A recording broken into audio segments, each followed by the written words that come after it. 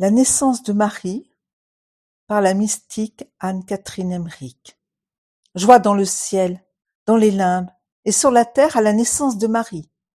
Au moment même où Marie enfant reposa dans les bras de sa sainte mère, je la vis dans le ciel, présentée devant la très sainte Trinité et saluée par tous les anges avec une joie inexprimable. Toutes ses gloires, toutes ses douleurs, toute sa vie lui furent alors révélées par une lumière surnaturelle. Elle fut initiée aux mystères infinis, sans cesser pourtant de demeurer enfant. Comment cette science lui vint-elle?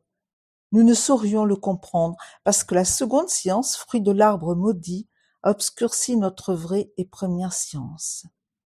Elle connut tout cela comme l'enfant connaît le sein de sa mère, et sait qu'il doit y chercher l'aliment de sa vie. Ce fut au moment où cessa cette vision que j'entendis l'enfant pleurer pour la première fois.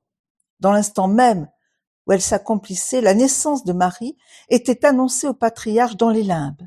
Je les vis tous, principalement Adam et Ève, pénétrés d'une joie ineffable. Ils voyaient enfin l'accomplissement de cette promesse faite autrefois au paradis.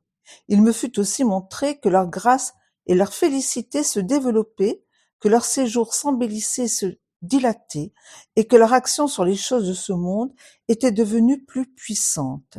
Il semblait que tous leurs travaux, toute leur pénitence, tous leurs combats, toutes leurs prières et tous leurs désirs eussent atteint leur terme et précieux fruit.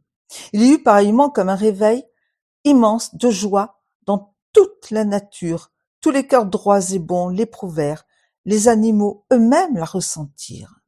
Quant aux pécheurs, ils éprouvèrent au fond de l'âme comme une sorte d'angoisse et de déchirement.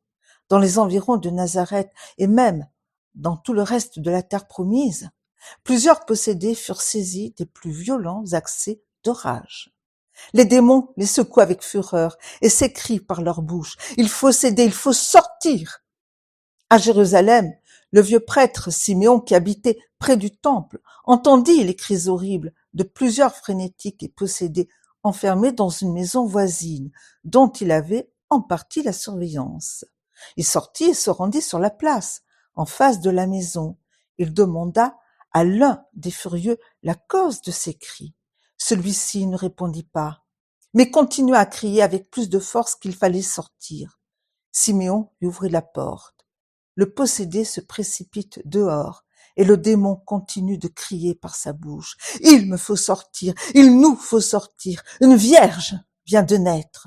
Il y a maintenant sur la terre trop de ces anges qui nous tourmentent.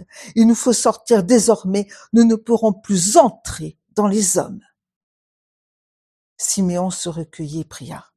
Alors le démon jeta par terre avec violence et à plusieurs reprises le malheureux possédé, et je le vis enfin qui sortait de lui.